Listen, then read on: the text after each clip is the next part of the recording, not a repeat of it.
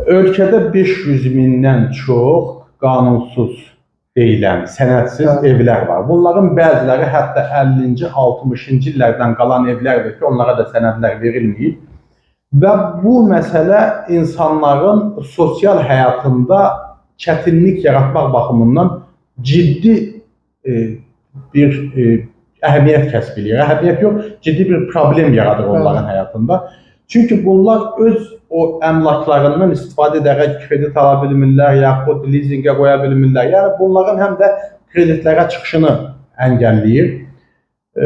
Bunu eyni zamanda miras məsələlərində çox ciddi problemlər yaradır. Bax, ona görə də mənə belə gəlir ki, aidiyyatlı qurumlar bununla bağlı bəlkə də işləri daha ciddi şəkildə sürətləndirə bilərlər. Mən bugün bu sürətləndirməni görürəm. Əslində, hər kəs danışır. Biz parlamentdə bununla bağlı çox məsələ qaldırmışıq. Deyilib hər bir zaman, amma hələ ki irəliləyiş görmürük. Və mənə belə gəlir ki, burada obyektiv səbəblər olmaqla yanaşı subyektiv səbəblər də var. Burada müəyyən işə soyuqqanlı yanaşma, biraz başdan sovdu yanaşma meyllərini də mən görürəm. Aidiyyatlı qurumlar bununla bağlı konkret təklifləri verməlidirlər. Yəni bu 500 min evi sökmək olmaz ki, bunlara sənəd verilməlidir. Bu sənədlərin verilməməsi bu dövlət orqanlarının da işini çətinləşdirir, icra orqanlarının işini çətinləşdirir, bizim işimizi çətinləşdirir və vətəndaşları daima tikan üzərində saxlayır. Ona görə də mən düşünürəm ki, burada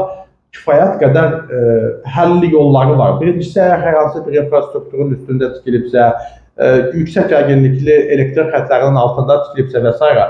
bunları saxlamaq olar müəyyən müddətə və yaxud onlara dəyərli, ləyaqətli kompensasiya verərək onları köçürmək olar. Amma qalan ki, evləri ki, sənədləşdirmək olar. Elə ev farkı 60-cı, 70-ci illərdən qalır. Ona niyə sənəd verilməsin ki? Və bu aidiyyatlı qurumların bununla bağlı gördükləri işləri mən yaratması hesab edirəm.